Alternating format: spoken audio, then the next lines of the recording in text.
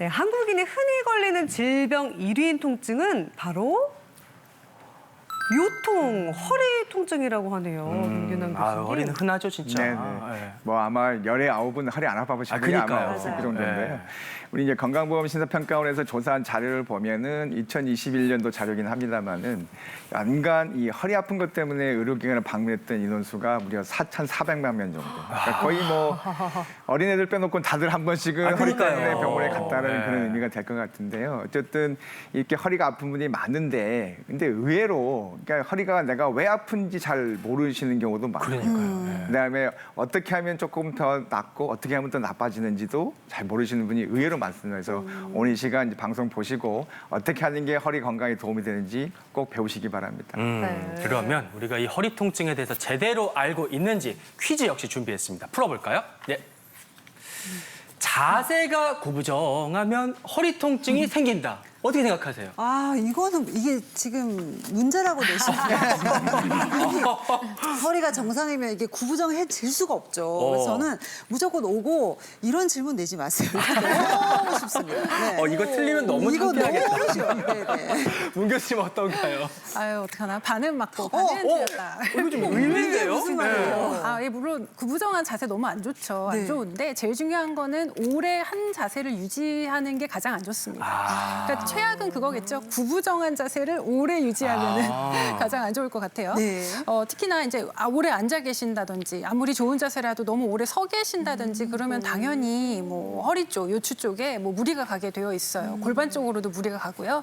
처음에는 이제 아프다 이런 거를 뇌에서 이 동작을 이제 조금 그만하고 쉬어라 네, 이런 어떤 네. 경고 사인으로 통증이 오는데 근데 이제 뭐 습관적으로 또는 모적으로 그 동작을 계속 하시다 보면은 그러면 그게 이제 만성화돼서 만성 허리 통증이 되는 그런 상황이 오게 됩니다. 네, 그래도 바른 자세라고 해도 장시간 하면 좋지 않다는 거 기억하셔야겠고요. 저희가 너무 쉬운 문제도 틀렸잖아요. 그래서 다른 문제 또 한번 풀어보도록 하겠습니다. 허리 통증 있을 때는 누워서 쉬는 것이 좋다. 이거는 뭐 진짜 이거 당연한 거 아니에요, 진짜? 사실 이렇게 허리가 아프면 누워서 쉬는 게 당연하고 네. 그렇게 맞을 것 같잖아요. 그런데 선생님들이 왜 운동해라 그러시겠어요. 그래서 저는 선생님 말씀을 잘 듣고 X로 하겠습니다. 운동해라. 네. 아플수록 운동해야 된다? 맞습니다. 손 교수님 어떤가요?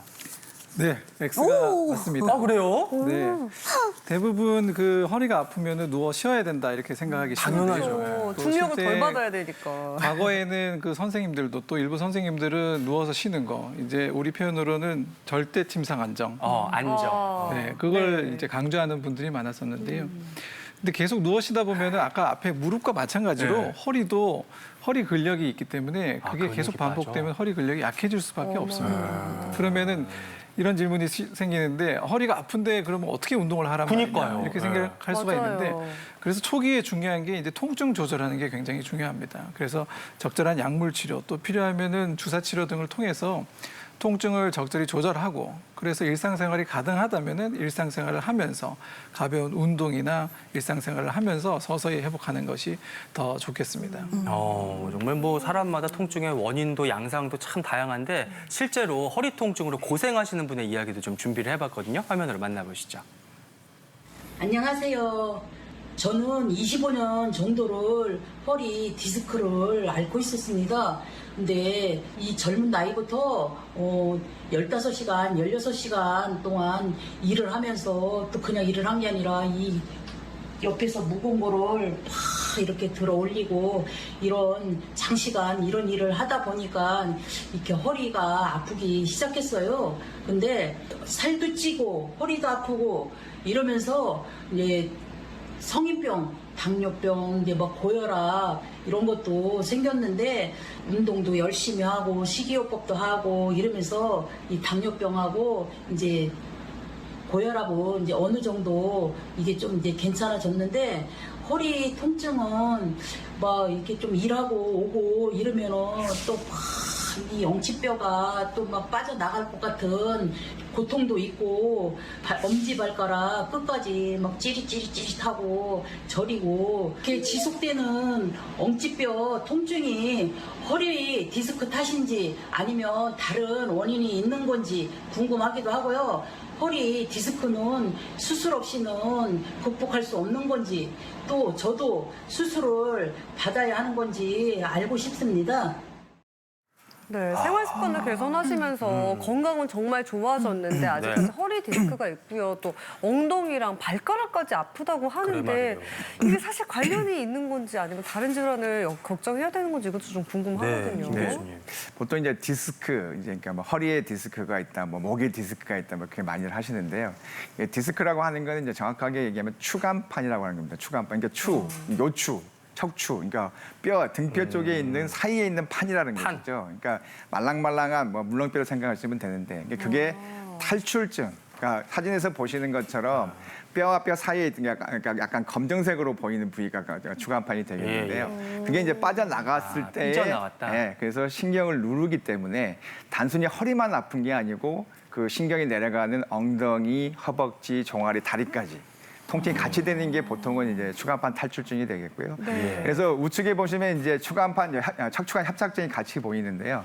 척추관 협착증은 이제 증세가 비슷한 것 같지만 조금 다른 게 이거는 이제 나이가 드시면서 점점점 그 신경이 빠져나오는 그 신경관이 좁아지다 보니까 그 신경이 눌리다 보니 똑같이 증세는 비슷한데요. 둘이 어떻게 차이가 나냐면 디스크는 어쨌든 탈출증이기 때문에 약간 앞으로 숙였을 때 약간 더 탈출될 가능성이 높아지는 거예요. 그래서 이때 증세가 더 악화되는 그런 경향이 있겠고요. 협착증은 좁아지기 때문에 자꾸 이렇게 제끼다 보면은 더 안 좋아지는 상황이 있습니다. 그래서 협착증 때문에 고생하시는 분들은 대개 걸어가다가 쪼그려 앉아서 쉬려고 하십니다. 웅크리고 계시게 되는 그렇게 해야 신경이 누리지 않기 때문에 그렇게 되는 거고요.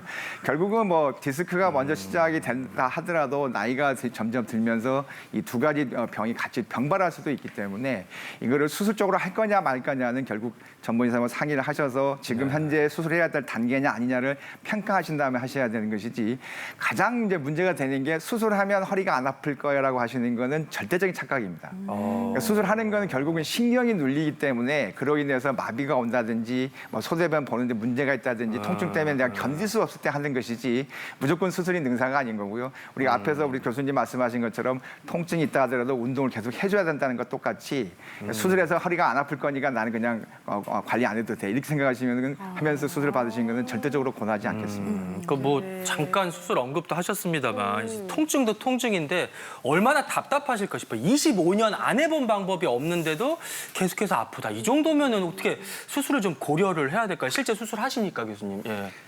그 이분 같은 경우에는 이 허리가 어떤 증상이 있는 부위하고 신경이 눌리는 부위하고 정확하게 딱 일치하는 그런 소견이 보이지 않아서 일단 보존적 치료를 하시는 게 좋을 것 같고 우리가 수술을 하려고 하면은 우리가 일반적으로 교과서적으로 수술 적응증이라는 게 있습니다.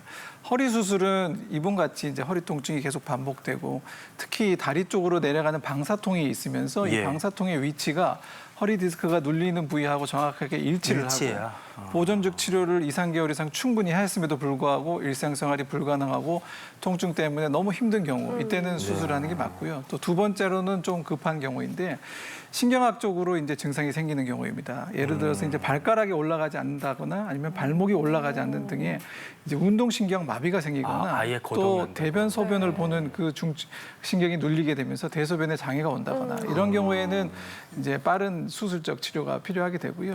그렇군요. 이 디스크는 대부분 보면은 시간이 지나면은 MRI 경과 관찰을 해보시는 분들의 얘기를 들어보면은 그 디스크가 대부분 녹아서 없어진다고 합니다. 그래서 그래요? 실제 수술이 필요한 경우에는 10에서 20% 정도이고 대부분의 8, 90%의 환자들은 수술 없이 호전되는 경우가 많기 때문에 충분한 보존적 치료를 거치는 게 중요하다고 할 수 있겠습니다. 그래요. 네. 선생님 저도 허리가 아파가지고 사실 막 통증이 나가지고 물리치료 있잖아요. 물리치료 받고 이게 좀 낫고 그러긴 했는데 이게 디스크로 인한 통증인지 아니면 그냥 단순 통증인지를 어떻게 구별을 할 수 있을까요? 그러니까. 네, 그러니까 앞에서 사례자도 마찬가지 말씀하셨지만 결국 허리만 아픈 거냐 아니면 허리로부터 시작되는 신경이 눌려서 엉덩이라든지 허벅지, 종아리, 발까지 방사통, 뻗치는 통증이 같이 있냐가 일단 네. 가장 주된 거가 되겠고요. 그러니까 단순히 허리만 아프다 그러면 좀 디스크 가능성이 좀 떨어지겠죠. 그런데 또 하나 다른 점은 대개 이제 염좌라고 그래서 우리가 그냥 근육이 많이 뭉쳤어요, 뭐 담이 붙었어요라고 많이 표현을 하는데 그런 경우는 저희가 진찰하다 보면 이렇게 압통점이라고 이렇게 짚어보면은 많이 굳어져서 딱딱해서 누르면 아픈 그런 지점이 있는 게 보통의 이제 단순 염좌, 뭐 담이 붙었다라고 말씀드리는 거고 허리 디스크 같은 경우는 이제 신경의 압박의 문제이기 때문에 근육의 뭉침 이런 게 같이 있을 수는 있겠지만 디스크 자체로 봐서는 그런 압통점은 거의 없다고 보시는 게 맞겠습니다. 그렇군요. 네.